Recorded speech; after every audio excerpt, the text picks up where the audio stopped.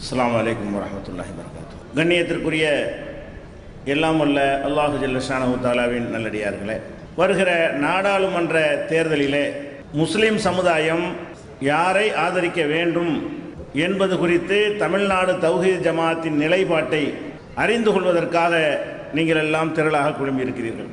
இந்த தேர்தலிலே அனைத்திந்திய அண்ணா திராவிட முன்னேற்ற கழகத்திற்கு நாம் வழியே சென்று ஆதரவு தெரிவித்தோம். எதற்காக இந்த ஆதரவை தெரிவித்தோம் என்றால், ஜனவரி 28 போராட்டத்தில் லட்சக்கணக்கான மக்கள் மத்தியில் உறுதிமொழி வாங்கினோம். எங்களுக்கு இடஒதுக்கீட்டை உயர்த்தி தந்தால் ஆளும் கட்சி முஸ்லிம்களுக்கு வழங்கப்பட்டிருக்கிற 3.5 விழுக்காடு இடஒதுக்கீட்டை மேலும் அதிகப்படுத்தி தந்தால் அதிமுகவை ஆதரிப்போம் என்று லட்சக்கணக்கான மக்கள் மத்தியில் உறுதிமொழி கொடுத்தோம். அந்த உறுதிமொழியை மதித்து முஸ்லிம்களுடைய இடஒதுக்கீட்டை உயர்த்தி தருவதற்காக ஜெயலலிதா அவர்கள் ஒரு ஆணையத்தை அமைத்தார்கள். ஒரு ஆணையத்தை அமைத்துத்தான் இடஒதுக்கீட்டை உயர்த்தி தர முடியும் என்ற காரணத்தினால், இது முஸ்லிம்களுக்கு பெரிய நன்மை என்ற காரணத்தினால், இடஒதுக்கீடு இன்று 3.5ஆக இருக்கிற இடஒதுக்கீடு ஒரு 7ஆக 6ஆக ஒரு 5ஆக வழங்கப்பட்டால் கூட நம்முடைய மக்கள் அதிகமாக படிப்பார்கள், நம்முடைய மக்களுக்கு அதிகமான வேலை கிடைக்கும். ஏழை எளிய மக்கள் எல்லாம் கூட கட்டணம் இல்லாமலேயே மெரிட்டில் தகுதியிலேயே கல்விக்கூடங்களில் நுழைய முடியும். இப்படி ஏராளமான நன்மைகள் சமுதாயத்துக்கு கிடைக்கும் என்ற ஒரே காரணத்திற்காக நாம் அதிமுகவை ஆதரித்தோம். அவர்களை ஆதரிப்பதில் எந்த விதமான பிரதிபலனும் எந்த விதமான எதிர்பார்ப்பும் எங்களுக்கு கிடையாது. இது வெளிப்படையாக அறிவித்து ஆதரித்தோம். உங்களை எல்லாம் கூட்டி வைத்துக் கொண்டுதான் அறிவித்தோம். உங்கள் மத்தியிலே தான் உறுதிமொழி எடுத்தோம். உங்களிடத்திலே எடுத்த உறுதிமொழியின் அடிப்படையில் தான் இந்த ஆதரவை வழங்கினோம். அப்ப இடஒதுக்கீடு என்ற ஒரே காரணத்திற்காக ஆதரித்தோம். அதே நேரத்தில் இது நடப்பது நாடாளுமன்ற தேர்தல். நாடாளுமன்ற தேர்தலில் திமுக பிரதமராக முடியாது. 40 ஜெயித்தாலும், அதிமுக 40 தொகுதியில் ஜெயித்தாலும் அவர்கள் பிரதமராக முடியாது. ஒரு நாட்டினுடைய பிரதமராக இந்தியாவில் ஆக வேண்டும் என்று சொன்னால் 542 தொகுதிகள் இருக்கிறது. அப்ப பாதிக்கு மேலே ஜெயிக்கணும். 272 தொகுதியில் யார் ஜெயிக்கிறார்களோ அவங்க தான் பிரதமர் ஆக முடியும். 40 வைத்துக்கொண்டு 30 வைத்துக்கொண்டு ஆக முடியாது. அப்ப நாங்கள் யோசிக்கிறோம், இது நாடாளுமன்ற தேர்தல். இந்த நாடாளுமன்ற தேர்தலில் நம்ம திமுகவுக்கு வாக்களித்து அதிமுகவுக்கு வாக்களித்து இவங்க போய் பிஜேபி ஆதரித்து விட்டால் அந்த 272 தொகுதிக்கு ஒரு 40 கம்மியா இருக்குன்னு வைங்க. அந்த 40 தொகுதி திமுக பெற்று அவர்கள் ஆதரித்து விட்டால் மோடி பிரதமர் ஆகலாம். ஜெயலலிதா ஒரு 40 ஜெயித்து அவர் மோடிக்கு முட்டு கொடுத்தாரேயானால் அப்ப மோடி ஆட்சிக்கு வந்து விட முடியும். அப்ப 2 பேருமே ஆதரித்து விடுவார்கள் என்ற ஒரு அச்சம் எங்களுக்கு இருந்தது. ஆனால் 2 பேருமே ஆதரிப்பார்கள் என்ற நிலையில் இருந்த காரணத்தினால் அது 2 பேரும் அங்கதான் போவார்கள் என்று சொல்லும்போது 3வது ஆள் அங்கே இல்லை. வேற ஒருவரை ஆதரிப்பதற்கு வாய்ப்பு கிடையாது. 3வது அணி 4வது அணி எல்லாம் ஈடுபடாது தமிழகத்தை பொறுத்தவரை. அப்ப 2 பேருமே பிஜேபி ஆதரித்து விடுவார்கள் என்ற அச்சம் இருந்தாலும் ஜெயலலிதா அவர்களை பொறுத்த வரைக்கும் அந்த அச்சம் அன்றைக்கு குறைவாக இருந்தது. எதனால் குறைவாக இருந்தது? அவரை நாங்கள் சந்திக்கும் பொழுது, நீங்கள் இந்த நாட்டுக்கு பிரதமராக வந்து எங்களுக்கு மத்தியில் இடஒதுக்கீடு தரணும் என்று சொன்ன பொழுது, நானே சொன்ன பொழுது அவருடைய முகத்தில் 10,000 வாட்ஸ் பல்பு இருந்தது போல சந்தோஷம். பிரதமர் சொல்லிட்டோம்ல, நீங்களே இந்த நாட்டுக்கு பிரதமராக வந்து எங்களுக்கு இந்தியா முழுசு இடஒதுக்கீடு தாங்க என்று சொல்லும் பொழுது அப்படியே உங்க வாக்கு பலிக்கட்டும் அப்படின்னு அவ்வளவு பூரிப்போடும் அவ்வளவு சிரிப்போடும் சொன்னாங்க. அப்ப நினைச்ச இந்த அம்மா பிரதமர் ஆகுனது உறுதியா இருக்கிறது. அப்ப ஒவ்வொரு மாநில கட்சிகளுடைய தயவை பெற்று அந்த ஆதரவோடு எப்படியாவது பிரதமர் ஆகணுங்கிற கனவு தான் அந்த அம்மாவுக்கு இருக்கிறது. அப்ப மோடி ஆதரிக்க மாட்டாங்க, நாம் பிரதமர் சொல்லக்கூடியவர் இன்னொருத்தர் எப்படி ஆதரிப்பார் என்கிற ஒரு நிலைமை அன்றைக்கு இருந்தது. அதுபோக அதிமுக பொதுக்குழு கூடியதிலிருந்து ஆரம்பிக்கிறாங்க. பொதுக்குழுவில் வைத்த கட்ட ஊட்டெல்லாம் என்னது? வருங்கால பிரதமர் தான், இப்போதைய முதல்வரே, வருங்கால இந்தியாவே, வருங்கால பாரதமே என்று பொதுக்குழுவில் ஆரம்பித்து அவர்களை வைத்துக் கொண்டு எல்லோரும் பேசினார்கள். அம்மா பிரதமராக வேண்டும் பிரதமராக வேண்டும் நினைச்சாங்க, பேசினார்கள். அப்ப இந்த அம்மா பிரதமர் கனவுல இருக்கும் பொழுது மோடிக்கு சப்போர்ட் பண்ண வாய்ப்பு இல்லை.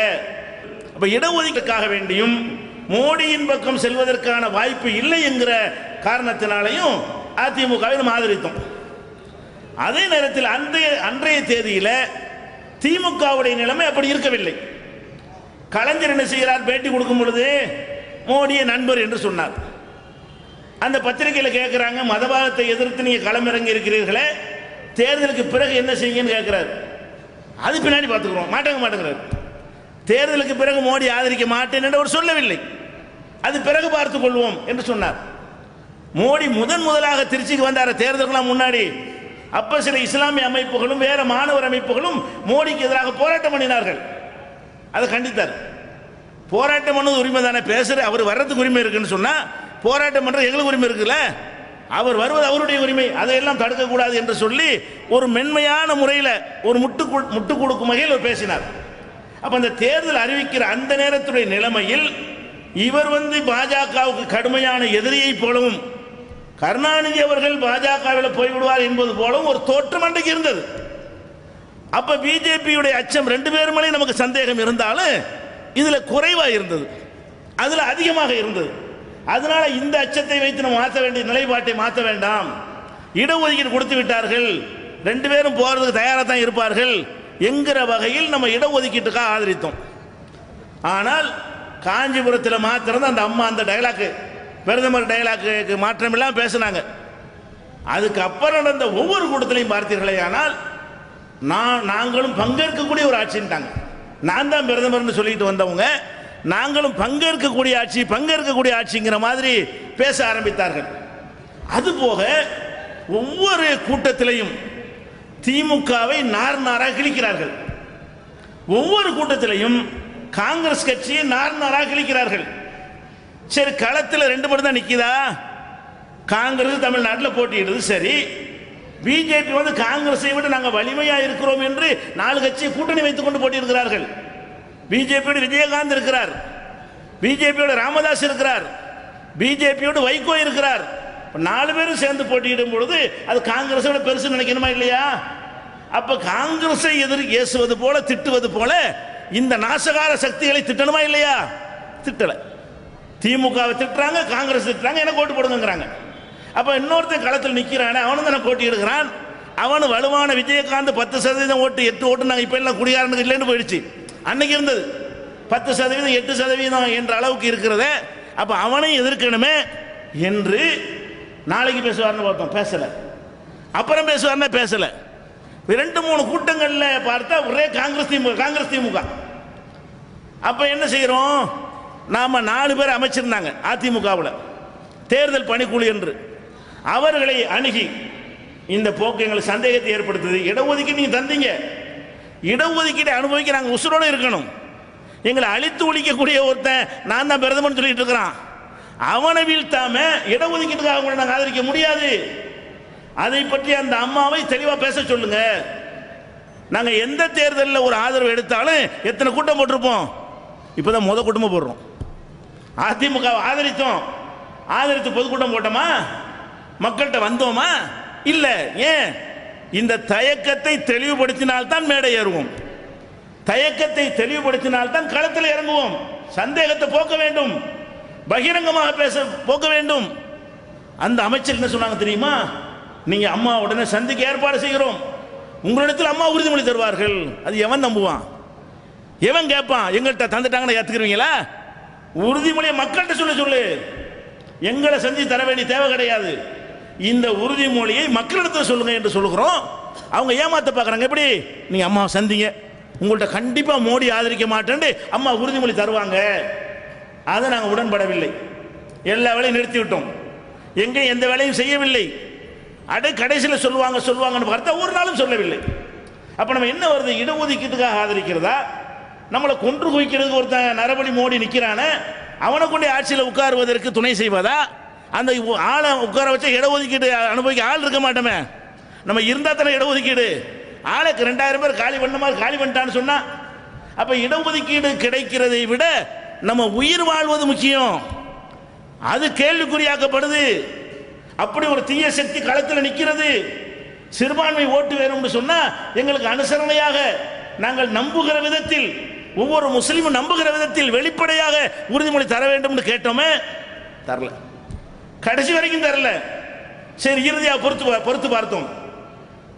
பாஜக தேர்தல் அறிக்கை வெளியிடுது. இதுவரைக்கும் பாரதிய ஜனதா தேர்தல் அறிக்கை வெளியிடல. உலகத்தில் இந்த மாதிரி ஒரு தேர்தல் அறிக்கை வெளியிட்ட ஒரு கட்சி பார்க்கவே இயலாது. தேர்தல் நடக்கும்போது தேர்தல் அறிக்கை எவனாச்சும் வெளியிட்டிருக்கான சரித்திரத்தில்? முதல் நாள் தேர்தல் நடக்குதுங்க, தேர்தல் நடக்கிற அன்னைக்கு தேர்தல் அறிக்கை வெளியிடுறாங்க. தேர்தல் அறிக்கைன்னு சொன்னாலே அதை சொல்லி இன்னது செய்வோங்கிற கருத்தை மக்கள்கிட்ட கொண்டு போய் அதை சொல்லி ஓட்டு கேட்கணும். இவன் எல்லா பிரச்சாரத்தையும் செஞ்சு முடிச்சு போட்டு முதல் நாள் தேர்தல் நடக்குத, முதல் கட்ட வாக்குப்பதிவு, அந்த வாக்குப்பதிவு அன்னைக்கு தேர்தல் அறிக்கை வெளியிடுறாங்க. எதுக்கு வெளியிடுறான்? அன்னைக்கு வெளியிட்டால், தேர்தல் நடக்கும்போது வெளியிட்டால் அது பப்ளிஷ் ஆகாது, டிவியில் சொல்ல முடியாது. தேர்தல் நடக்கும் நேரத்தில் எந்த பிரச்சாரமும் செய்ய முடியாது. இதை கருத்தில் கொண்டு அறிக்கை வெளியிடவும் செய்யணும், யாருக்கு தெரியாம இருக்கணும், மூடி வைத்து மக்களை ஏமாத்தணும், ஓட்டு பெறணும் என்பதற்காக வேண்டி. அதுபோக என்னன்னு கேட்டா, இந்த சந்திரபாபு நாயுடு சில பேர் சேர்ந்திருக்காங்க. இவங்களுக்கெல்லாம் அந்த தேர்தல் அறிக்கை முன்னாடி வந்துருச்சுன்னு வைங்க, உடனே கூட்டணி ஓடி போயிருப்பாங்க. வெளியே போக முடியாத நிலையை உண்டாக்கி வேட்புமனு தாக்கல்லாம் முடிஞ்சு இனிமே எவனை வெளியே போட நினைச்சாலும் முடியாது. இப்போ சொல்றாரு, வைக்க சொல்றாரு, பொது சிவில் சட்டத்தில் எங்களுக்கு உடன்பாடு இல்லை, பாஜகவின் கொள்கைங்கிறாரு. இதை முன்னாடி வெளியிட்டு இருந்தா இப்படி சொல்லியிருக்க முடியாது, எதிர்த்திருக்க முடியும். அப்ப யாரும் வாய் திறக்க முடியாத நிலைக்கு தள்ளி அவனை இக்கட்டான நிலையை ஏற்படுத்தி தேர்தல் அறிக்கை வெளியிடுறாங்க. அந்த தேர்தல் அறிக்கையில் என்ன விஷயம்? அதான் முக்கியமானது.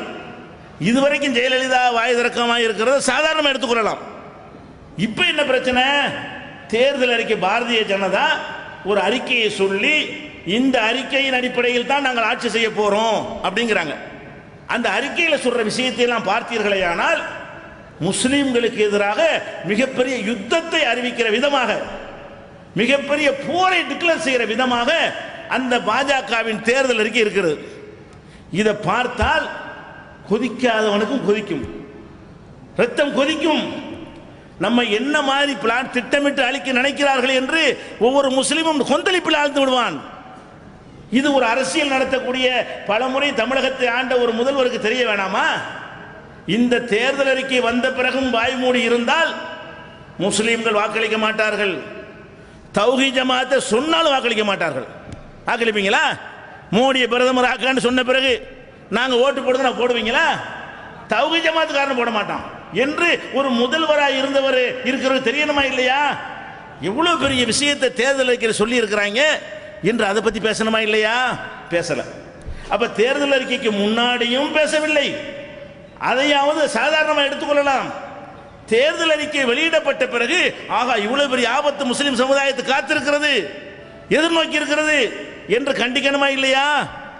இன்னொன்று நீங்க கவனிக்க வேண்டும், ஒரு கவனக்குறைவுல இதை பேசும்போது ஒரு அரை மணி நேரம் தான் டைம் கொடுப்பான், அதுக்குள்ள எல்லாத்தையும் சொல்லி முடிக்கணும் என்பதற்காக வேண்டி அதை விடுபட்டு இருக்குங்கிற பார்த்தோம்னு சொன்னா ஒவ்வொருத்தரும் டெய்லி ஞாபகப்படுத்தலாம். தாப்பாண்டியை ஞாபகப்படுத்துறாரு, என்ன பிஜேபி போவியா மாட்டியா சொல்லு. அவர் ஜி ராமகிருஷ்ணன் கேட்கிறாரு, போவியா மாட்டியா சொல்லு, பாய திறக்க மாட்டேங்கிறாங்க. ஸ்டாலின் போற ஊர்ல எல்லாம் கேட்கிறாரு, நீ பிஜேபி பக்கம் போவியா போக மாட்டியா. அப்ப கருணாநிதி கேட்கிறாரு. அப்ப இவ்வளவு தலைவர்கள் நாங்க ஒரு பக்கம் கேட்கிறோம், சிதம்பரம் கேட்கிறாரு, நீ பிஜேபி பக்கம் போக மாட்டேன்னு தெளிவா டிக்ளேர் பண்ண தயாரா? அப்ப தேர்தல் அறிக்கை பத்தி ஸ்டாலின் விமர்சிக்கிறார், கருணாநிதி விமர்சிக்கிறார், இந்த அம்மா விமர்சிக்க மறுக்கிறார். அப்ப எல்லா வகையான விமர்சனத்துக்கு அவ்வளவு நெருக்கடி ஏற்படுத்தியும் கூட விமர்சிக்கவில்லை என்று சொன்னால் அப்ப நம்ம என்ன தெளிவாகிறது? இந்த அம்மா பிஜேபியை திட்ட தயாரா இல்லை, காங்கிரஸையும் திமுகவையும் ஏசுகிறதுல 1/1000 அளவுக்கு கூட இவர் ஏசுவதற்கு தயாராக இல்லை என்றால் பேச வேண்டியதெல்லாம் பேசி முடிவாகிவிட்டது என்பதை தவிர இதுக்கு அர்த்தம் இருக்குமா? அதை அம்மாவுடைய அந்தரங்க ஆலோசகராக இருக்கிறார் அவர் தெளிவாக சொல்லுகிறார், நீங்க பிஜேபி நிக்கிற இடத்துல மட்டும் பிஜேபிக்கு போடுங்க, இந்த விஜயகாந்த் ராமதாஸ் ஏமாளி போய் நிக்கிறாங்கல்ல அவங்க இடத்துல அதிமுக போட்டுருங்க. எப்படி கூட்டணியா இருக்கிறாங்க எல்லாரும், இவங்களுடைய புத்தியா தான். சமுதாயத்தினுடைய புத்தி என்னது? இந்த மாதிரி குள்ள நெறி வேலை பார்க்கறது தான். ஒரு கூட்டணி வச்சுட்டோமே என்று விசுவாசமா இருக்க மாட்டாங்க. கூட்டணி வச்சிருக்கிற கூட்டணியில் தேமுதிக காரன் நிற்கிறான், அவனுக்கு போட்டுறாத அதிமுக போடு. பாமக நிற்கிறான்ல, பாமக போடாத அதிமுக போடு சொல்லிட்டு அவர் சொல்றாரு, சொல்றாரு என்னடா அதிமுகவுக்கு போடுற நம்ம ஓட்டு தான், அதிமுகவுக்கு போடுகிற ஓட்டு பிஜேபிக்கு ஓட்டு தான், ரெண்டு ஒன்று தான். அப்ப என்ன விளங்குது? அப்ப பேருக்கு தேர்தலில் எதிர்க்கிற மாதிரி காட்டிவிட்டு ஜெயித்த பிறகு மோடியை பிரதமராக்குவதற்கு நான் தயார் என்று உள்ளுக்குள்ள ஒப்பந்தம் செய்து கொண்டார்கள். வெளியே அதை சொன்னால் முஸ்லீம் ஓட்டு கிடைக்காது, முஸ்லீம் ஓட்டை வாங்க வேண்டும், கிறிஸ்தவ மக்களுடைய ஓட்டை வாங்க வேண்டும், அதற்காக இதை மூடி மறைக்க வேண்டும் என்பதற்காக மௌனம் காத்திருக்கிறார்கள் என்று விளங்குதா இல்லையா? இது விளங்கின பிறகுதான் நாங்கள் அவசரமாக உயர்நிலை குழு கூட்டுகிறோம். தேர்தல் அறிக்கை வந்த பிறகும் இந்த அம்மா மௌனமாக இருப்பது பாஜகவோடு கூட்டணி உறுதியாகிவிட்டது என்பதை காட்டுகிறது. இவர் மோடியை பிரதமராக்குவதற்கு இந்த ஓட்டை பயன்படுத்த போகிறார். நீ அதிமுக கார முஸ்லீம் எவனா இருந்தால் தெரிஞ்சுக்க, இந்த தேர்தலும் வேற தேர்தலும் வித்தியாசமானது. இது நரபலி மோடி வந்து உன்னை அழிக்க வேண்டுமா, ஒரு மதச்சார்பற்ற சக்தி ஆள வேண்டுமா? அதுதான் இங்கே மையமான பிரச்சனை ஆகிவிட்டது. அதற்காக வேண்டி என்ன செய்யறோம்? உயர்நிலை குழு கூடி அதிமுகவுடைய ஆதரவை நாங்கள் விலக்கிக் கொள்கிறோம் என்று அறிவிக்கிறோம். இப்ப என்ன பிரச்சனைன்னு கேட்டா, இது உங்களுக்கு தெரிந்த விஷயம், இதுவரைக்கும் தெரிந்த விஷயங்கள். பிறகு செயற்குழுவை கூட்டி 36 இடங்களில் திராவிட முன்னேற்ற கழகத்தையும் 3 இடங்களில் காங்கிரஸையும் ஆதரித்து புதுவையில் காங்கிரஸ் திமுக இரண்டில் எதுக்கும் வாக்களித்துக் கொள்ளலாம் என்ற ஒரு நிலைப்பாட்டை நாங்கள் எடுத்திருக்கிறோம். இப்ப பிரச்சனை என்னன்னு கேட்டா, இந்த தேர்தல் அறிக்கையில் இப்படி என்ன இருக்குது? அதான் முக்கியமான விஷயம். தேர்தல் அறிக்கை பிஜேபி அறிக்கையில் சொல்றதுல அப்படி என்ன சொல்லி இருக்கிறான், நமக்கு எதிராக என்னென்ன மேற்று இருக்கிறது என்று பார்த்தால் அந்த அறிக்கையில் சொல்லப்பட்ட முக்கியமான விஷயம் என்ன இருக்குன்னு கேட்டா, அதோட முக்கியமானது தேர்தல் அறிக்கையை வெளியிட்டு மோடி சொல்றாரு, என்ன சொல்றாரு? தேர்தல் அறிக்கையை வெளியிடுவது ஒரு சம்பிரதாய நடவடிக்கை இல்லை, இது பாஜக லட்சியம், செஞ்சே தீர்வோம். பொதுவாக தேர்தல் அறிக்கை வெளியிட்டு போயிடுவாங்க. இவர் தேர்தல் அறிக்கையை வெளியிட்டு ஒரு பில்டப் கொடுக்கிறார். என்ன பில்டப்? இந்த தேர்தல் அறிக்கை சாதாரணமாக நினைச்சுக்கிறாதீங்க, செஞ்சே தீர்வதற்காக நான் வெளியிட்டிருக்கிற தேர்தல் அறிக்கை, இதை கண்டிப்பா செய்வேன் என்று அந்த அறிக்கையை வெளியிட்டு விட்டு அவர் பேசுகிறார். இதே கருத்து ராஜ்நாத் சிங்கும் பேசுகிறார் அதே கூட்டத்தில். அப்ப அதில் என்ன வெளியிட்டிருக்கிறார்கள் என்று கேட்டால், முதலாவதாக அவர்கள் வெளியிடுறது பொது சிவில் சட்டம் கொண்டு வருவோம். அவங்களுடைய வாசகத்தை நான் படிக்கிறேன். அரசமைப்பு சட்டத்தின் 44வது பிரிவில் பொது சிவில் சட்டம் அரசின் முக்கிய கொள்கையாக இருக்க வேண்டும் என்று தெரிவிக்கப்பட்டுள்ளது. ஆதலால் பாஜக ஆட்சிக்கு வந்ததும் பொது சிவில் சட்டம் கொண்டு வர நடவடிக்கை எடுக்கப்படும். என்ன சொல்றாங்கன்னு கேட்டா, முஸ்லீம்களுக்கு சில சட்டம் நம்ம நாட்டில் இருக்கிறது, எல்லாத்திலையும் இல்லை. திருமணம் பண்றோம்ல, நம்ம இந்து முறைப்படி பண்ண முடியாது, நம்ம முறைப்படி தான் பண்ண முடியும். விவாகரத்து, ஆண்களுக்கு விவாகரத்து இருக்கு, பெண்களுக்கு விவாகரத்து இருக்கிறது எளிமையான முறையில். அது நம்ம மதப்படி தான் செய்து கொள்ள முடியும், அதில் யாரும் தலையிட இயலாது, சட்டத்தில் அனுமதி இருக்கிறது. அதே மாதிரி வக்ஃபு சொத்து இருக்குல்ல, அதை இஸ்லாமிய முறைப்படி தான் நம்ம பங்கேற்றுக் கொள்ள முடியும், அது நிர்வகிக்க முடியும், அதுக்கு அந்த நாட்டில் அனுமதி இருக்கிறது. அதே மாதிரி வாரிசு சட்டம் இருக்குல்ல, வாரிசு ஒருத்தர் இறந்துட்டாருன்னு சொன்னால் அவருடைய சொத்துக்களை அவருடைய பிள்ளைகள் மனைவி மக்கள் எப்படி பிரித்து கொள்ள வேண்டும், யார் யாருக்கு எவ்வளோ பங்கு என்று நம்ம மார்க்கத்தில் சட்டம் இருக்கிறது. இதை நம்ம மார்க்கப்படி நடத்தி கொள்ளலாம், இதுதான், வேற எதுவும் கிடையாது. நமக்குன்னு உள்ள சில சட்டங்கிறாங்களே, இது நாடு சம்பந்தப்பட்டதும் இல்லை, வேற சமுதாய சம்பந்தப்பட்டதும் இல்லை. நான் போய் உன்னைய கல்யாணம் பண்ண போறது இல்லை, நீ எங்க சமுதாயத்தை கல்யாணம் பண்ண போறது இல்லை, உன்னைய கல்யாணம் பண்ணி நான் தலாக் விட போறது இல்லை, நீ எங்கனே கல்யாணம் பண்ணி நீ குலா கொடுத்துட்டு போக போறது இல்லை, ஓன் சொத்துக்கு நான் பங்காளி வர போறது இல்லை. வேற சமுதாயத்தில் பங்கு இருக்கா? இதுல பிஜேபி காரனுக்கு என்ன வேலை, வேற கட்சிக்கு என்ன வேலை, நாட்டுக்கு என்ன வேலை, அரசாங்கத்துக்கு என்ன வேலை? எங்க மார்க்கத்தின்படி எங்க திருமணத்தை நடத்தி கொள்வதற்கும், எங்களுடைய வாரிசு உரிமை சட்டங்களை பயன்படுத்திக் கொள்வதற்கும், எங்களுடைய வக்ஃபுகளை பராமரிப்பதற்கு நீங்கள் இஸ்லாம் சட்டப்படி நடந்து கொள்ளுங்கள் அப்படின்னு அரசியல் சட்டத்தை கொடுத்துருக்காங்க. இது உறுத்து கொள்ளுங்கள் அப்படின்னு அரசியல் சட்டத்தை கொடுத்துருக்காங்க. இது உறுத்து, இதை மாற்ற போறாங்கிறாங்க. வேற ஒன்று பாரதூரமா ஒன்றும் இல்லை. பொது சிவில் சட்டப்படி எப்படி பில்டப் கொடுப்பாங்க? எல்லாரும் ஒரே குடிமக்களாக இருக்கும் பொழுது அவனுக்கு ஒரு சட்டம், உங்களுக்கு ஒரு சட்டமா பில்டப்? என்னடா எங்களுக்கு சட்டம்? நான் ஒருத்தன் கடன் வாங்குறேன்னு வைங்களேன், கடன் வாங்கிட்டு கொடுக்கல, இது சிவில் மேட்ரு. இதுக்கு முஸ்லீமுக்கு ஒரே சட்டம் தான், இந்துக்கு ஒரே சட்டம் தான். முஸ்லீம் கடன் வாங்கிட்டு கொடுக்காட்டி என்ன சட்டமோ, இந்து கடன் வாங்கிட்டு கொடுக்காட்டும் அது சட்டம் தான். சிவில் சட்டம் ஒன்றா தான் இருக்கிறது. அப்போ நம்ம எல்லாருக்கும் பொதுவான சிவில் சட்டம் தான் நாட்டில் இருக்கிறது. 4 விஷயங்களில் அது சிவில் சட்டம் கிடையாது, மத சட்டம். அதுக்கு பில்டப் பேரை மாத்துறாங்க. நமக்கு இருப்பது என்ன? எங்கள் மதத்தின்படி உள்ள சட்டம். ஏன் கல்யாணத்தை ஏண்ட ஓம்படி நாங்கள் நடத்தினேன்? அப்படி எந்த வகையில் உன்னுடைய வசதியா இருக்கிறது? எங்க சொத்தை எங்க மார்க்கத்தின்படி பிரிக்கிறதுக்கு உனக்கு என்ன இருக்கிறது? இதை மாத்திரம் நிற்கிறாங்க. இதில் என்னடா இருக்கு உங்களுக்கு? இதில் என்னடா நாடு முன்னேறி விடும்? அப்போ பொது சிவில் சட்டத்தை வந்து கொண்டு வந்து என்ன செய்ய போகிறோம்? இந்த நாளை மாற்றுவேங்கிறான். நல்லா விளைவிக்கிறங்க. கோயிலில் கொண்டு தாலி கட்டுவேங்கிறான். வேற ஒன்றும் கிடையாது. நீ கல்யாணம் பண்ணுறாந்தா கோயிலில் கொண்டு போய் என்ன செய்யுங்க?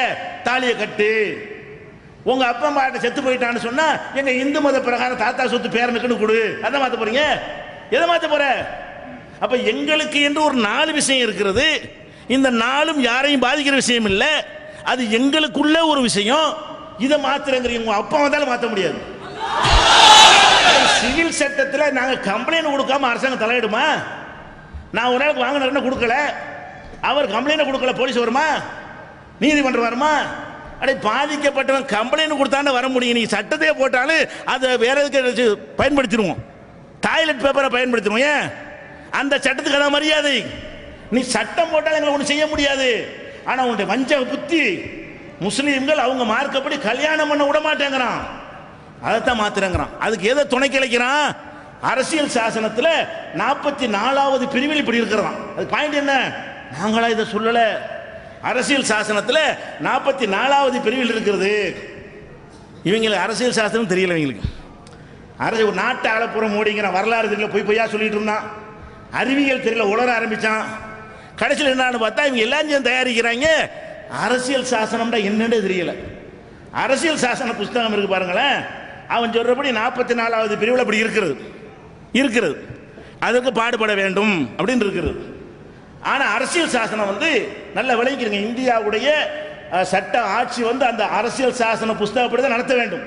மோடி வந்தாலும் சரி, கேடி வந்தாலும் சரி, அந்த புஸ்தகம் தான் ஆளும். அந்த புஸ்தகத்தில் உள்ள அரசியல் சாசன புஸ்தகம் 5 தலைப்புகள் இருக்கிறது. அரசியல் சாசன புஸ்தகத்தை எடுத்துக்கிட்டீங்கன்னா 5 தலைப்பு இருக்கிறது. முதலாவது தலைப்புல இந்தியாவின் எல்லைகள் போட்டிருக்கும். எதெல்லாம் இந்தியான்னு எதெல்லாம் சொல்லுவது. அப்ப அந்த இந்தியாவுடைய நாடு எந்தெந்த மாநிலம் சேரும், மரப்பளவு, அதையெல்லாம் பேசக்கூடிய பகுதி வந்து முதல் பகுதி. இரண்டாவது தலைப்பு குடியுரிமை. குடியுரிமைன்னா யாரெல்லாம் இந்தியாக்காரன், எதுவெல்லாம் இந்தியா என்பது முதல் தலைப்பு. யாரெல்லாம் இந்தியாக்காரன் ஒருத்தனை எப்படி ஏத்துக்கிறது? அதுக்கு என்ன ஆதாரம்? எதை வச்சு இந்தியாக்காரன் முடிவு செய்வது? அந்த சட்டங்கள் வருது. 2வது தலைப்புல வருது. 3வது வந்து பொதுவான சட்டங்கள். அது இந்தியாவில் என்னென்ன மரம் இருக்க வேண்டும், மதச்சார்பின்மை இருக்கணும், அது இருக்கணும், அதெல்லாம் இருக்குது. 4வது தலைப்புல கொள்கை விளக்கம். 4வது தலைப்பு என்னது? கொள்கை விளக்கம். இந்த கொள்கை விளக்கத்தில் வந்து 1, 2, 3 நம்பர் போட்டு எழுதுவாங்க அரசியல் சாசனத்தில். இந்த கொள்கை விளக்கம் வந்து 36வது பாயிண்ட். 36ல இருந்து 36, 37, 38, 39, 40 சொல்லி 51 வரைக்கும், 36 முதல் 51 வரைக்கும் உள்ள தலைப்பு இருக்குல்ல, அந்த நம்பருக்கு அரசியல் சாசன புஸ்தகத்தில் ஒரு தலைப்பு. என்ன தலைப்பு? இதுக்கு பேர் கொள்கை விளக்கம். கொள்கை விளக்கம்டா என்ன? அந்த கொள்கை விளக்கத்திலே பாருங்க, நான் 5 பிரிவு சொன்னேன்ல, அதில் என்ன செய்யறாங்கன்னு கேட்டா 36, 37, அதுல 51 வரைக்கும் இருக்கா? 37ல சொல்லப்பட்டிருக்கிறது, இந்த பகுதியில் விதிக்கப்பட்டுள்ளவற்றை எந்த நீதிமன்றத்தின் மூலமும் வலியுறுத்த முடியாது. இது சும்மா ஒரு அட்வைஸ். பொது சிவில் சட்டம் கொண்டு வரணும்ன்றமே அந்த தலைப்புக்கு முதல் பாயிண்ட் என்ன போடுறாங்கன்னு கேட்டா, இது சும்மா எங்களோட ஒரு யோசனை தானே தவிர இதை கட்டாயமா சட்டமா இவன் கொண்டு வர முடியாது, வழி கோர்ட்டு கூட தலையிட இயலாது, பொது சிவில் சட்டம் கொண்டு வரணும்னு சொல்லி நீதிமன்றங்கள் கூட உத்தரவு போட முடியாது என்று தலைப்பில் சொல்லிவிட்டு 44, 37 இப்படி சொல்லிவிட்டு அதே தலைப்பின் கீழ 44வது பாயிண்ட்ல பொது சிவில் சட்டம், அனைத்து மக்களுக்கும் பொது சிவில் சட்டம் கொண்டு வர பாடுபட வேண்டும் இருக்கு. இது எப்படி சட்டமாகும்? இது கொள்கை விளக்கம் தானே, இதை கட்டாயப்படுத்த முடியாத என்றதை விளங்கலவங்களுக்கு என்னமோ சட்டத்தில் இருக்கிற மாதிரி இதனை செய்யாம விட்ட மாதிரி சொல்றாங்க. இதை புரிஞ்சுக்கிறதுக்காக சொல்றதா இருந்தா, இப்ப அதே கொள்கை விளக்கத்தில் நான் சொன்ன 37, 36 முதல் 51 வரைக்கும் உள்ள கொள்கை விளக்கம், அதுலயே வேற சில விஷயங்களை படிச்சு காட்டுறேன். இதெல்லாம் செஞ்சு கிழிச்சாங்களான்னு பாருங்க. அடே, நீ பொது சிவில் சட்டம் எந்த கொள்கை விளக்கத்தின் கீழே இருக்கிறதோ அதன் கீழே பல விஷயங்கள் இருக்கிறது. அதையெல்லாம் இவன் செஞ்சானா மீறிட்டு இருக்கிறான்னு பாருங்க. அதுல என்ன இருக்குது? 45வது 44 பொது சிவில் சட்டம் 45வது பீரியட் என்ன சொல்லப்படுதுன்னா, 10 வருஷத்துக்குள்ள 10 வருஷம் ஆயிடுச்சா அவளையா? சுதந்திரம் பெற்று 10 வருஷம் ஆயிடுச்சா? ஆவல் ஒன்று பாருங்க சொல்றான். நாடு சுதந்திரம் இந்த சாசனம் எழுதப்பட்டு 10 வருஷத்துக்கு உள்ள 14 வயசு முடிகிற வரைக்கும் உள்ள பிள்ளைகளுக்கு கட்டாய கல்வி கொடுக்க வேண்டும். இழுத்துக்கிட்டு போய் ஸ்கூல்ல சேர்க்கணும். குழந்தை தொழிலாளி இருக்கக்கூடாது, குப்பை பொறுக்கக்கூடாது, சிறுவர்களை வைத்து வேலை வாங்கக்கூடாது. அப்ப 14 வயசு வரைக்கும் வலுக்கட்டாயமா கொண்டு போய் அவங்களுக்கு நீ கல்வி கொடுக்கணும், கட்டாய கல்வி கொடுக்கணும். ஏன்டா இன்னைக்கு வரைக்கும் இதை சேர்க்கணுமாடா? இது எவ்வளவு தேவை? பொது சிவில் சட்டம் உனக்கு சம்பந்தம் இல்லாத விஷயம், எங்க மேற்றது எங்களுக்குள்ள உள்ள ஒரு விஷயம், இது அனைவருக்கும் உள்ள ஒரு விஷயம். சிறுவர்கள் படித்தா தான் ஒழுங்கா இருக்க முடியும். நீ எவ்வளவு சட்டங்கள்லாம் போட்ட, சிறுவர்களுக்கு கம்பல்சரி கல்வி கொடுத்தியா? கட்டாய கல்வினா என்ன? பள்ளிக்கூடத்துக்கு அனுப்பாத பெற்றோர்கள் ஜெயிலில் போடணும்னு சொல்லணும். அதான் கட்டாய கல்வி. 14 வயசு வரைக்கும் உள்ள அந்த படிப்பாவது, பெரிய படிப்புகள் இல்லாவிட்டாலும் 14 வயசு வரைக்கும் பள்ளிக்கூடம் தான் கம்பல்சரி என்று அரசியல் சாசன புஸ்தகத்தில் இருக்குது. அதை இன்னைக்கு வரைக்கும் செஞ்சியா? இந்த வாஜ்பாய் ஆட்சியில் இருந்தார் அப்ப செஞ்சு காட்டினியா? அட இந்த தேர்தல் அறிக்கையிலாவது இதுவரைக்கும் செய்யல, செய்யறோம்னு சொன்னியா? கேட்டா அது கொள்கை விளக்கம், கட்டாயம் கிடையாது அப்படிங்கிறாங்க. அதே மாதிரி இன்னொன்று கவனிங்க, 47 44 படிச்சிருக்காங்க. 47 என்ன இருக்குன்னு கேட்டா, போதைப் பொருள்கள் இருக்குல்ல, இவற்றை விஷத்தன்மை உள்ள பொருள்களை, நச்சுத்தன்மை உள்ள பொருள்களை மருந்துக்காக தவிர எதற்கு பயன்படுத்தக்கூடாது. நல்லா கவனிங்க, மதுபானங்கள் இருக்குல்ல, போதைப் பொருள்களையும் நச்சு பொருள்களையும் மருந்தாக மட்டும்தான் பயன்படுத்த வேண்டும், வேறு எதற்கும் பயன்படுத்தக்கூடாது. பூரண மதுவிலக்கு கொண்டு வர வேண்டும். எதுல இருக்குது? அரசியல் சாசனத்துறை 47வது பிரிவு இருக்கிறது. அப்ப 47 பிரிவுல என்ன சொல்லப்படுதுன்னா, எல்லா பக்கமும் சாராயத்தை ஒழிக்கணும், கள்ளு கடையை மூடணும். நாடு முழுவதும் மதுவிலக்கு இருக்குதா? இவங்க ஆட்சிக்கு வர துடிக்கிற இந்த சங் பரிவார ஆதிக்கம் உள்ள மாநிலங்கள் எல்லாம் மதுவிலக்கு ஒழிச்சிட்டானா? மும்பையில் ஒழிச்சிட்டானா? சிவசேனா ஆதிக்கம் இருக்க ராஜஸ்தான்ல ஆட்சியில் ஒழிச்சிட்டானா? அப்ப மதுவிலக்கை பூரணமா கொண்டு வரணும்னு இருக்கிறது. அது மாத்திரம் இல்லாம நச்சு பொருள் இருக்குல்ல, விஷத்தன்மை உள்ள பொருள் மருந்துக்கு மட்டும்தான் யூஸ் பண்ணணும் இருக்கு. இதை சொல்றா பாப்போம், உனக்கு தைரியம் இருந்தா. உன் தேர்தலுக்கு எதை சொல்லியிருக்கேன்னு, இந்த 47வது பிரிவு படி சாராய கடை மூடணும்னு சொல்லணும். எந்த நச்சு பொருளையும் மருந்துக்கு மட்டும்தான் பயன்படுத்தணும். அப்ப நீ பட்டாசு கூட விட முடியாது. ஏன்? அது நச்சு பொருள். மருந்துக்கு பட்டாசு விடுறான். அடே பட்டாசு விட்டால் அந்த புகை கெடுதி தானே, மனிதன் கேடு செய்யுமா? இல்லை, தடுக்கணும் இருக்கிற அரசியல் சாசனத்தில். அப்ப 44வது பிரிவுல பொது சிவில் சட்டம் இருக்குங்கிறான். 47 என்ன இருக்குது? மதுக்கடையை மூடு, இந்த விநாயகர் சிலைக்கெல்லாம் பெயிண்ட் அடிக்கிறானே அதெல்லாம் நச்சு பொருள் தான், கடலில் கலக்கூடாது, அதெல்லாம் நிப்பாட்டணும். கோழி போன்று பவுடர் தூரானே அதெல்லாம் நச்சு பொருள். எந்த டாக்டர் வேணாலும் கேளுங்க. விஷத்தன்மை வாய்ந்த பொருள்களை மருந்துக்கு பயன்படுத்தலாமே தவிர வேறு எதுக்கும் பயன்படுத்த விடமாட்டோம்னு சொன்னா உன் இந்துத்துவா ஓடி போயிடுவாங்க முன்னே விட்டு. ஏன்?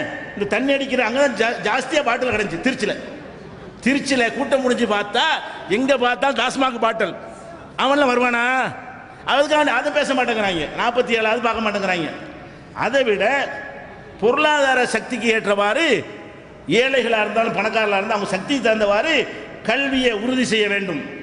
அப்போ எல்லாம் பட்டதாரிலாம் கைது பார்ப்போம். இதுதான் கல்வி உறுதி செஞ்சுட்டாங்க. வேலை வாய்ப்பு, வேலை வாங்கின அத்தனை ஒரு கைது பார்ப்போம். கவர்மெண்ட் வேலை இல்லையா? சரி. முதியோருக்கு ஊனமுற்றவர்களாம் உதவி மாசம் மாதம் கொடுக்கணுமா பொது நிதியில்? இதுவும் தான் எழுதி வச்சிருக்குது. எவனுக்கு கல்வி கொடுத்தீங்க? தனியார்கள் வியாபாரம் பண்ற கல்வி கொடுத்து ஆரம்பிச்சு வச்சுவிட்டு அரசியல் சார்ந்து நிலைநாட்ட போறாங்களாம். அப்ப அரசியல் சாசனத்தின் பிரகாரம் இதை செய்ய வேண்டும் சொன்னா எத்தனை கல்வி கிடைக்கும்? எவ்வளவு கேடு! இந்து மக்கள் சிந்திச்சு பார்க்கணும். எவ்வளவு கேவலமான கேடு கட்ட ஒரு விஷயத்திற்கு நம்ம மக்கள் அழைக்கிறான். அரசியல் சாசனத்தில் எவ்வளவு விஷயங்கள் இதெல்லாம் அறிவுரை. இது கூட கட்டாயம் கிடையாது. கட்டாயமா இருந்தால் ஆட்சியை கவுத்திருக்கலாம். அரசியல் சாசனத்தில் 36வது பிரிவுல இருந்து 51 வரைக்கும் உள்ள பிரிவுகள் ஒரு அட்வைஸ் செஞ்சா செய்யலாம், செய்யாட்டி கோர்ட்டு கூட தலையிடலாம் இருக்கு. அதனால கள்ளுக்கடை திறக்க முடிகிறது. அது மட்டும் முடியும்னா சிவில் சட்டம் எங்க வருது? அதெல்லாம் வருது. இது 47ல இருந்து 44ல இருக்குது. அப்ப இது என்ன வம்புக்காக செய்யறாங்க. இதை வம்பு வளர்க்கறதுக்காக நம்ம செய்யறான். அதை விட இன்னொன்று என்ன தெரியுமா? இதெல்லாம் கொள்கை விஷயம். அரசியல் சாசனத்தில் கட்டாயமா எழுதிருக்குல, உனக்கு தில் இருந்து அதை செய்ய பார்ப்போம். என்ன எழுதிருக்கு? இந்தியாவுடைய ஆட்சி மொழியாக அரசியல் சாசனத்தில் 343வது பிரிவுல பார் 1ல என்ன இருக்குன்னு கேட்டா, இந்தியாவின் ஆட்சி மொழி தேவநாகரி எழுத்தில் உள்ள இந்தி மொழி தான் நம்ம நாட்டுடைய ஆட்சி மொழி. எது? இந்தி மொழி தான் ஆட்சி மொழிங்க. அப்ப மத்திய அரசாங்கம் மாநில அரசாங்கம் இந்தியில தான் பேசிக்கணும், கோர்ட்ல இந்தியில தான் வாதாடணும், எல்லா ரெக்கார்டும் இந்தியில தான் அது நடந்துட்டு இருக்குதா? இது ஒன்று செய்ய இயலுமா? இது கட்டாயமா உள்ள ஒன்று செய்ய முடியல. ஏன்? தமிழ்நாட்டில் கொந்தளிப்பு ஏற்பட்டு இந்திய எதிர்ப்பு கோஷங்கள்லாம் வந்த பிறகு அரசியல் சாசனத்தில் இருந்ததை வாபஸ் வாங்கி அது எழுத்துல இருக்கட்டும் நேரு உறுதிமொழி கொடுத்தார். என்ன கொடுத்தாரு? எல்லாரும் ஏற்றுக்கொள்ற வரைக்கும் நாங்கள் இந்தியை திணிக்க மாட்டோம், திணிக்க தான் செய்வோம், எல்லாரும் ஏற்றுக்கிற வரைக்கும் திணிக்க மாட்டோம். ஜகா வாங்கினால அதை விட உன்னை பின்வாங்கி ஓட வைப்போம். பொது சிவில் சட்டம்னு கையை வச்சா எங்களுடைய வழிமுறையை மாற்றுவோம். எந்த முறையில் எங்களோட களத்துக்கு வந்தாலும் அந்த முறையில் எதிர்ப்போம். இந்த பொது சிவில் சட்டம் என்பது நம்முடைய கல்யாணம், நம்முடைய சொத்துக்களை பங்கு வைப்பது, நம்முடைய வாரிசு உரிமை, நம்முடைய விவாகரத்து உரிமை, இந்த 4 விஷயத்திலேயே உன்னை விட மாட்டோம், எங்க சட்டத்தை கொண்டு வருவோம். எப்படி அது? அதை விட்டுருங்க. நம்மளுக்கு பொது சிவில் சட்டம் சொல்றான்ல, நீ உனக்கு கொண்டு வா பார்ப்போம். யானைக்கு வடகலை நாமம் போடுறதா, தென்கலை நாமம் போடுறதா, யூ நாமம் போடுவதா, ஒய் நாமம் போடுவதான்னு சண்டை. யூ மாதிரி இருக்கு, அது ஏதோ ஒரு கலை நாமமா, இந்த ஒய் மாதிரி ஒரு காம்பு நீட்டிட்டு இருக்கும். அது யானைக்கு என்ன நாமம் போடுறன்னு உனக்கு ஒத்துமை இல்லை, அதை கொண்டு வா. யானைக்கு இனிமேல் வடகலை தான் போடணும். சரி, இந்துக்கள் திருமணம் பண்றாங்களே, எல்லா இந்துக்கும் ஒரே திருமண சட்டம் இருக்கா? எங்களை கை வைக்கிற பேசுறிய, அனைத்து இந்து சமுதாய மக்களும் ஒரே மாதிரி தான் திருமணம் பண்றாங்களா? ஒரே மாதிரி தான் சொத்துக்களை பிரிச்சுக்கிறாங்களா? எத்தனை சமுதாயத்தில் பெண்களுக்கு உரிமை இல்லை இந்து சமுதாயத்தில்? அது பேசுவோமோ? பொது சிவில் சட்டம்ங்கிறான மாநிலத்துக்கு மாநில வித்தியாசப்படுது, செய்ய முடியுமா எவனாலையும்? ஒரு காலம் நடக்காது. முதல்ல உனக்குள்ளதை பொது சட்டம் எதாக போற? பிராமண கல்யாணத்தையா, செட்டியார் கல்யாணத்தையா, நாடார் கல்யாணத்தையா, எதை நீ இப்ப சட்டமாக போற? சொத்துரிமை யாருடைய சமுதாயம், எந்த சமுதாயத்தில் சட்டம் கொண்டு வர போற? அப்ப இந்த பொது சிவில் சட்டம் என்பது அவனால் இயலாது, நம்ம விட மாட்டோம். ஆனால் யுத்தம் அறிவிச்சிருக்கானா இல்லையா? அதான் பேர். விஷயம் என்ன? நமக்கு எதிராக போர் பிரகடனம் செய்கிறானா இல்லையா? இதை அந்த அம்மா கண்டிச்சாங்களா? அப்ப மதத்தோடு விளையாடுவேன் என்று தெல்ல தெளிவாக என்ன செய்யறான்? சொல்லி காட்டியிருக்கிறான். இன்னும் சொல்ல போனா நமக்கு பாரவது நமக்கு தான் பொது சிவில் சட்டம் வரும். இந்தியாவுடைய அரசியல் சட்ட பிரகாரம் ஆயுதங்கள் இல்லாம அமைதியாக கூடுவதற்கு குடிமக்களுக்கு உரிமை இருக்கிறது. இந்த கூடுறீங்க, ஆளுக்கு ஒரு அறுவலத்துக்கு வரலாமா? கூட்டத்துக்கு உங்களை கூப்பிடுறோமுங்க, ஆளுக்கு ஒரு துப்பாக்கி வரலாமா? விட மாட்டாங்க. ஆளுக்கு ஒரு கத்தி எடுத்துக்கிட்டு வாழை தூக்கிட்டு நாங்கள் தகுதி ஜமாத் பொதுக்கூடத்துக்கு போறோம்னா அங்கே பிடிச்சி விடுவோம். அப்ப ஆயுதங்கள் இல்லாமல் கூடுவதற்கு தான் அனுமதி இருக்கிறது. ஆனா சீக்கியர்களாக இருந்தால் ஆயுதத்தோடு அவங்க கூடலாம்.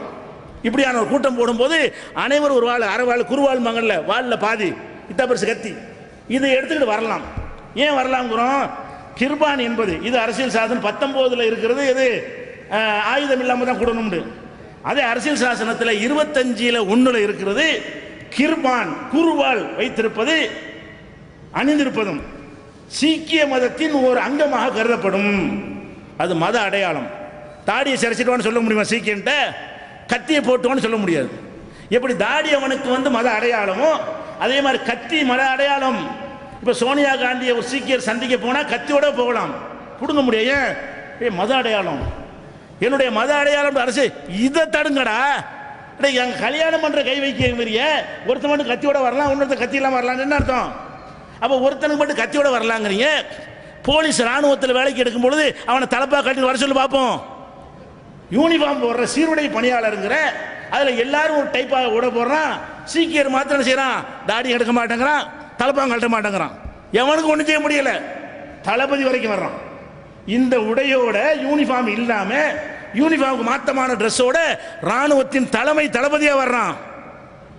அதை ஒன்னாக்கு பார்ப்போம். உனக்கு தைரியம் இருந்தா இனிமேல் எல்லாருக்கும் ஒரே யூனிஃபார்ம் தான். சீக்கியம் தலப்பா கலட்டுவோம், தாடியை சிறப்போம். பஞ்சாப்ல கொண்டு விடுவாங்க. இந்திரா காந்திக்கு ஏற்பட்ட கதி உனக்கு ஏற்படுத்திடுவாங்க. அப்ப அதில் மோத முடியுதா? அப்ப அது இருக்கத்தான் செய்கிறது. அது மாத்திரம் இல்லாம திருமண சட்டம் இருக்குல்ல, நமக்கு 4 சட்டம், அது மாதிரி அவங்களுக்கு இருக்குங்க. என்னமோ நமக்கு தான் இருக்குன்னு பேசுறாங்க. கூட்டு குடும்பத்துக்கு வரி விலக்கு இருக்குங்க நம்ம நாட்டில், முஸ்லீமு கிடையாது. இந்துக்கள் கூட்டு குடும்பமாக இருந்தால் அவங்களுக்கு வரி விலக்கு. முஸ்லீம் கூட்டு குடும்பமாக இருந்தால் அவனுக்கு அந்த சலுகை இல்லை. அரசியல் புத்தகத்தில் இருக்கு. இது மாற்ற வேண்டியதா இல்லையா? மாற்ற வேண்டியதை மாற்ற மாட்டாங்களாம். அடே உனக்கு தானே தனி சட்டம் வச்சிருக்கிற, உனக்கு உள்ளது எங்களை பாதிக்குது. எனக்கு வரி இல்லை, எனக்கு வரி இருக்கு, உனக்கு வரி இல்லை. நாங்கள் கல்யாணம் பண்ணிக்கிற யாரையும் பாதிக்காது. எங்கள் மக்களை எங்களுக்குள்ள கல்யாணம் பண்ணிக்கொள்வது வேற சமுதாயத்தை, நாட்டை எதையும் பாதிக்காது. சட்டம் ஒழுங்கு பிரச்சனை ஏற்படுத்தாது. அதில் கை வைப்பங்கிற. அப்போ இதை ஏன் கை வை? அப்போ இந்து திருமண சட்டம் இருக்கா இல்லையா? அப்போ இந்து திருமண சட்டம் நீ தனி உனக்கு தானே வச்சிருக்கிற. எனக்கு திருமண சட்டம் இருக்கிற மாதிரி உனக்கும் இருக்கிறது. என்னமோ நமக்கு வேண்டி தனி சட்டம் மாதிரி பேசுகிறாங்க. அது ஒரு விஷயம்.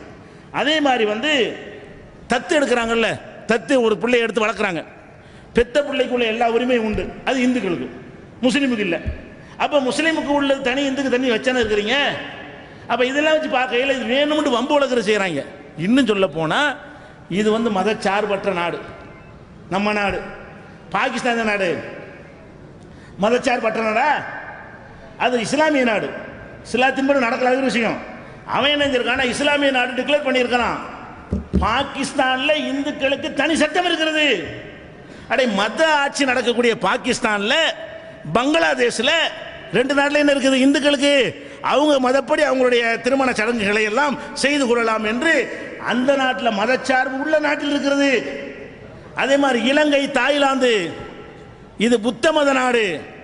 இலங்கையில் எழுதி வச்சிருக்கிறான், இது புத்த நாடு, பௌத்த நாடுன்னு வச்சிருக்கிறான். அது மதச்சார்பற்ற நாடு இல்லை. அந்த நாட்டில் முஸ்லீம்களுக்கு இந்துக்களுக்கும் தனி சட்டம் இருக்கிறது. அப்ப இலங்கையில் புத்த மத நாட்டில் சட்டம் இருக்கிறது, பாகிஸ்தான்லையும் பங்களாதேஷ்லையும் இருக்கிறது, இந்துக்களுக்கு சலுகை இருக்கிறது. அது மதச்சார்பு உள்ள நாடு, அது இஸ்லாமிய நாடு, இது புத்த நாடு. நீ மதச்சார்பற்ற நாடுன்னு சொல்லிக்கிட்டு ஏன் சட்டப்படி நீ நடக்கணும்னா எவ்வளவு பெரிய போர் இது. அப்ப நமக்கு எதிராக ஒரு கடும் யுத்தத்தை தெரிவித்திருக்கிறார்கள். இந்த அம்மா வாயத்தை தான் மேட்ரு. இந்த கோபத்துக்கு காரணம் என்ன? இந்த தமிழக வரலாற்றில் 67க்கு பிறகு முதலாக முஸ்லிம் வாக்குகள் ஒரு பக்கம் போகுது.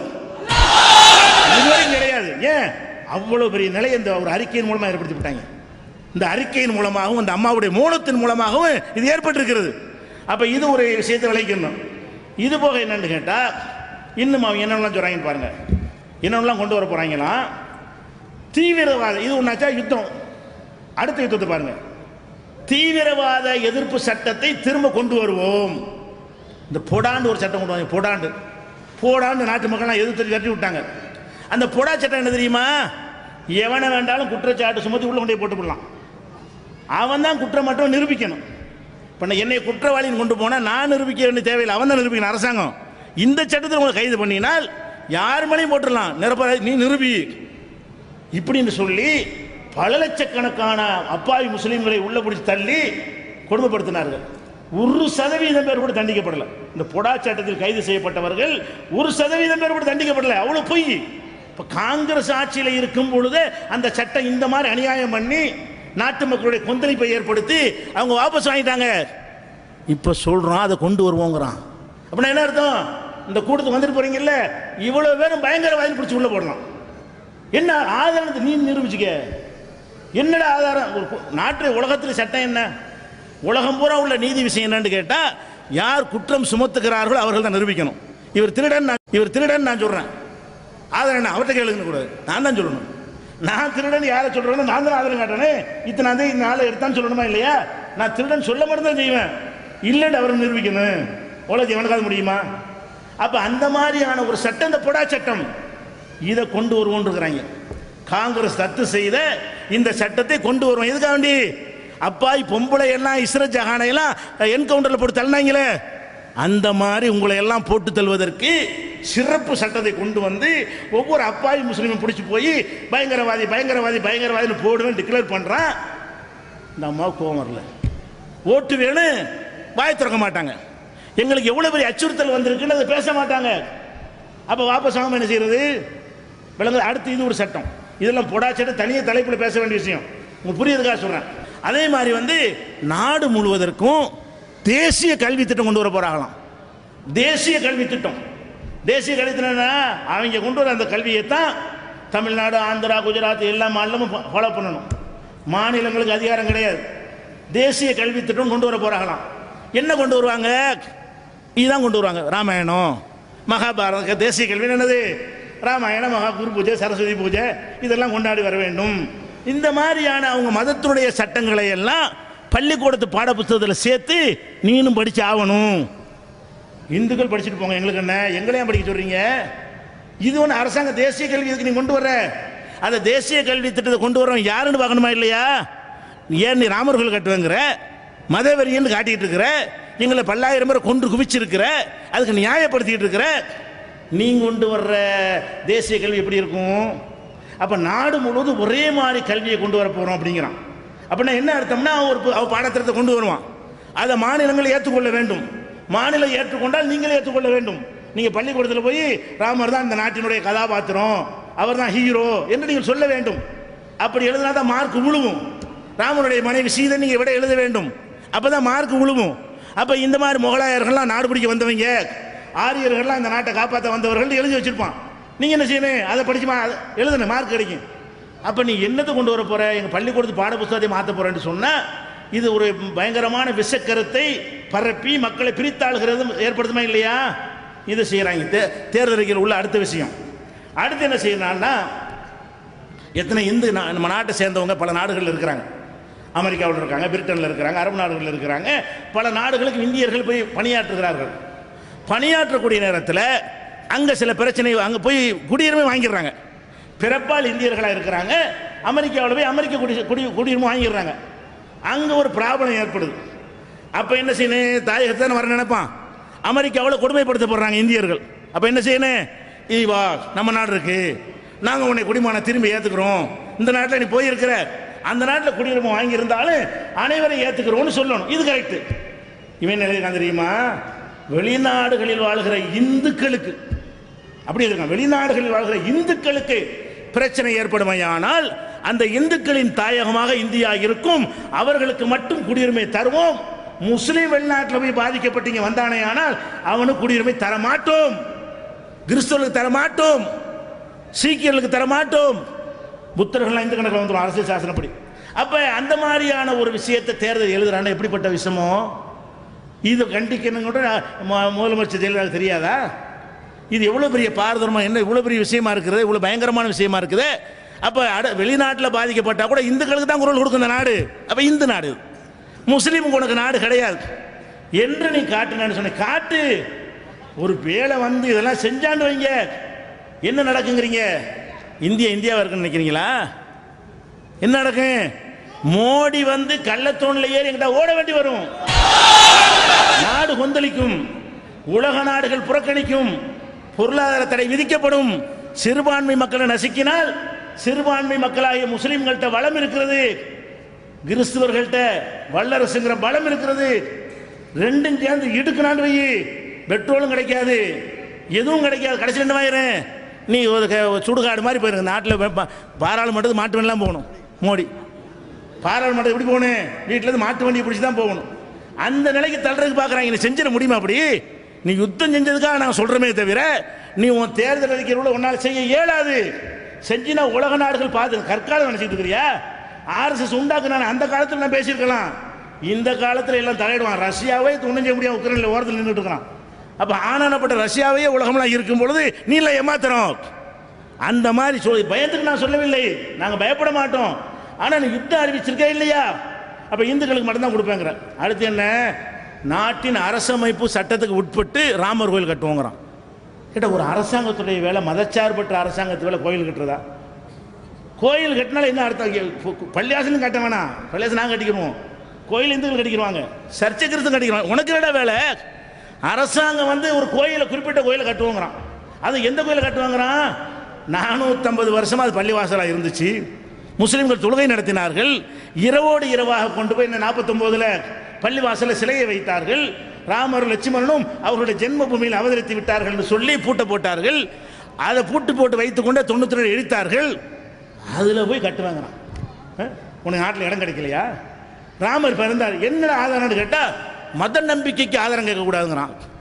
மத நம்பிக்கை அவன் பிறந்தார் ஒரு நம்புறாங்களாம். அதனால சரி பிறந்தேர்கிட்ட பிறந்த சொந்தமா, ஆஸ்பத்திரியில் யாரும் சொந்தமாப்ப?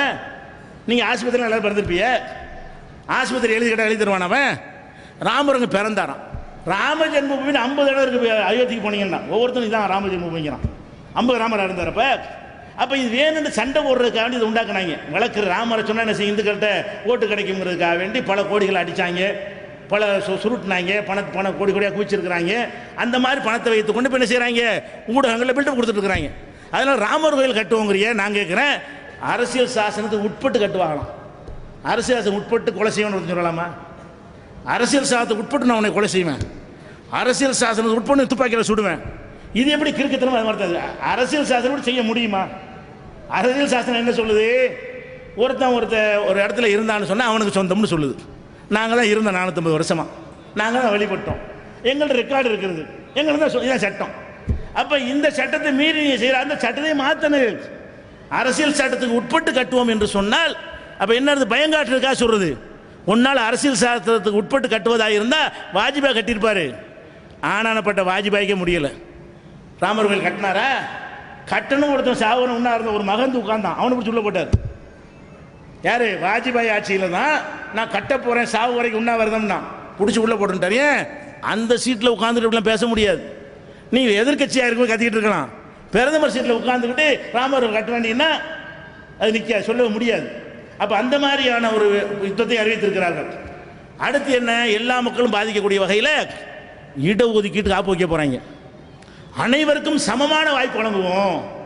சமமான வாய்ப்பு வழங்கலன்னு தானடா இடஒதுக்கீடு கொடுத்தோம். எல்லாத்தையும் நீ 3% உட்கார்ந்துக்கிட்டு 97% அனுபவிச்சுட்டு இருந்த.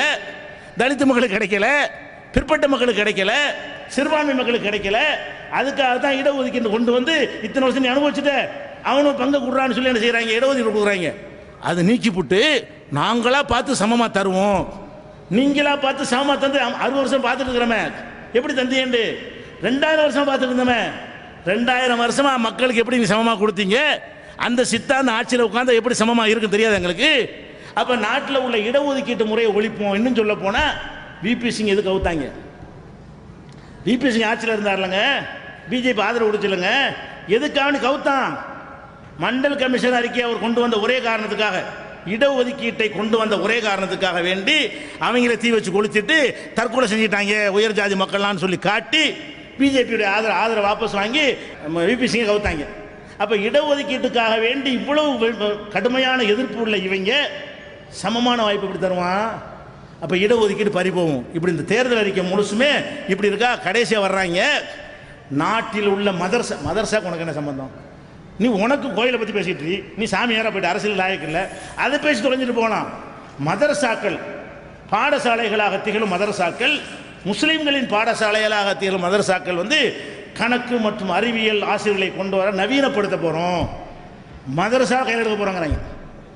மதரசா யார் கையில் போகிறான்? சைத்தான் வேதம் ஓதும்பாங்கல்ல, நீ சைத்தான், இது வேதம், இந்த வேதம் நான் ஓதுவேங்கிறான். என்ன செய்யறான்? மதரசாக்களை கையில் எடுத்து நவீனமாக்க போகிறேன். என்ன நவீனமாக்க போற? மதரசா மத கேள்விக்கு என்ன நவீனம் என்ன இருக்குது? மதரசாக்களை இப்படி தொழுவுன்னு சொல்லி கொடுப்பாங்க, அதை நவீனமாக்க போறியா? தலைகள் என்று தொழுவணுமா? அடே மதரசாவில் நோம்பு வைக்கிற சொல்லி கொடுப்பாங்க, மதரசாவில் எப்படி ஜக்காத்துன்னு சொல்லி கொடுப்பாங்க, மதரசாவில் எப்படி குடும்ப வாழ்க்கை நடத்தணும் இஸ்லாமிய சட்டங்களை சொல்லி தருவாங்க. அது என்ன நவீனப்படுத்துறதுக்கு என்ன இருக்குது? இதில் அரசியல் விஞ்ஞான புஸ்தகம் விஞ்ஞானம் சொல்லி தர போகிறாங்க.